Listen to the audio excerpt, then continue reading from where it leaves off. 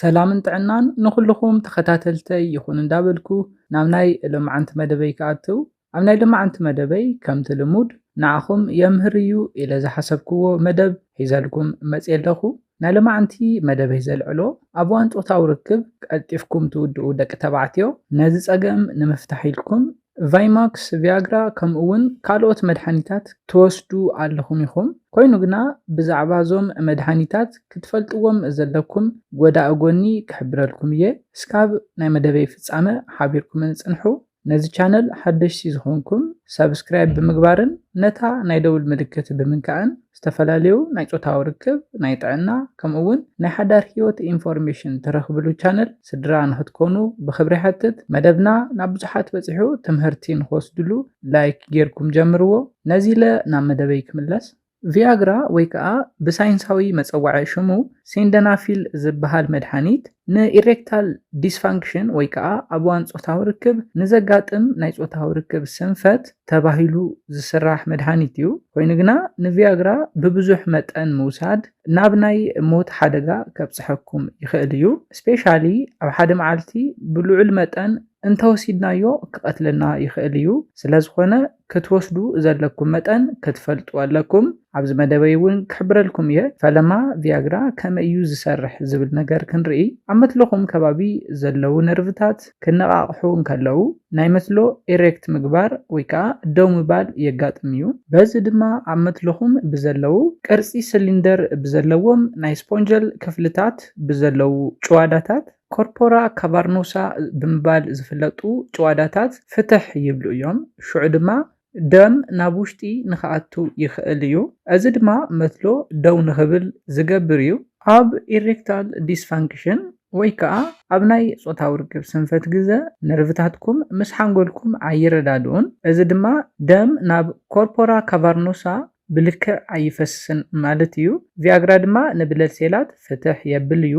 እዚ ድማ ደም ናብ መትለኹም ንክፈስስ ይገብር እዩ። እዚ ማለት ናይ ደምና ምዝውዋር የቅልጥፎ እዩ ማለት እዩ።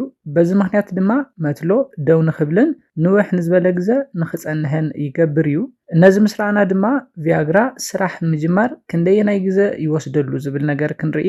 ቪያግራ ምስ ወሰድኩም ካብ 30 እስካብ 60 ደቂቕ ውሽጢ ምስራሕ ይጅምር እዩ። ኮይኑ ግና ኣብ ሓደ ሰባት እስካብ 2 ሰዓት ዝወስደሉ ኣጋጣሚታት ኣሎ። ቪያግራ ንበይኑ ኣይሰርሕን። ቪያግራ ንክሰርሕ ሕዚ እውን ናብ ናይ ፆታዊ ርክብ ስምዒት ክትኣትወለኩም ማለት እዩ። ክትዝናነዩን ማቻ ክስምዐኩም እንከሎን ቪያግራ ቀልጢፉ ንክሰርሕ ዝሕግዞ እዩ። ኣብዝሓ ሰባት ስለ ቪያግራ ዝተጋገየ ኣረኣያ ኣለኩም። ቪያግራ እንተወሲደ ዋላ እኳ ናይ ፆታዊ ርክብ ስምዒት ኣይሃለወኒ መትሎይ ደው ክብል እዩ ዝብል ዝተጋገየ ኣረኣያ ዘለኩም ሰባት ከም ዘለኹም ይፍለጥ እዩ። ኮይኑ ግና ዝተጋገየ ኣረኣያ እዚ ቪያግራ ምስ ወሰድኩም ሓንጎልኩም ብዛዕባ ፆታዊ ርክብ ክሓስብ እንተዘይደልዩ ናብታ ጓል ኣንስተይቲ ቅርብ ኢልኩም ርክብ ክትጅምሩ እንተዘይደሊኹምን እንተዘይሞኪርኩምን መትለኹም ደው ይብልን ማለት እዩ። ስለዝኾነ ቪያግራ ወሲድኩም ንሓንጎልኩም ንፆታዊ ርክብ እንተዳሊኹምን ናብአን ቅርብ ኢልኩም ርክብ ንምጅማር እንተዘይሞኪርኩም ቪያግራ ክሰርሕ ከምዘይኽእል ክትፈልጡ ኣለኩም። ቀፂልና ድማ ቪያግራ ንክንደይ ግዜ ክፀንሕ ከም ዝኽእል ክንርኢ። ኣቨሬጅ ክንርኢ ከለና ቪያግራ ስርሑ እንዳቀነሰ እስካብ ዝኸይድ ካብ 2 እስካብ 3 ሰዓት ክፀንሕ ይኽእል እዩ። ከከም ናይ መድሓኒቱ መጠንን ከም ናይ ሰውነትና ሜታቦሊዝም ብተወሳኺ እውን ብካልኦት ደጋዊ ፋክተራት ቪያግራ እስካብ 5 ሰዓት ክፀንሕ ዝኽእለሉ ዕድል እውን ኣሎ እዩ። ናብቲ በዝሒ ክንኣቱን ከለና 25 ሚሊግራም እዩ እቲ ዝነኣሰ ምስቲ ልዑል መጠን ዘለዎ ማለት እውን ምስ 100 ሚሊግራም ማዕረ ፃንሒተ የብሉን። ኮይኑ ግና ልዑል መጠን ምውሳድ ኣይምከርን ምስ ጥዕናኹም ዘይስማዕማዕ ክኸውን ስለ ዝኽእል እዩ። እቲ ካሊእ እንሪኦ ፋክተር ድማ ዕድመ እዩ። ዕድመ እንዳወስኸ ብዝኸደ ቁፅሪ ናይ ሜታቦሊዝም ቅልጣፈ እንዳቀነሰ ይኸይድ እዩ።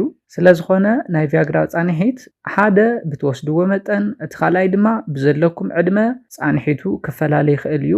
እቲ ሳልሳይ እንሪኦ ፋክተር ድማ ኣመጋግባኹም እዩ።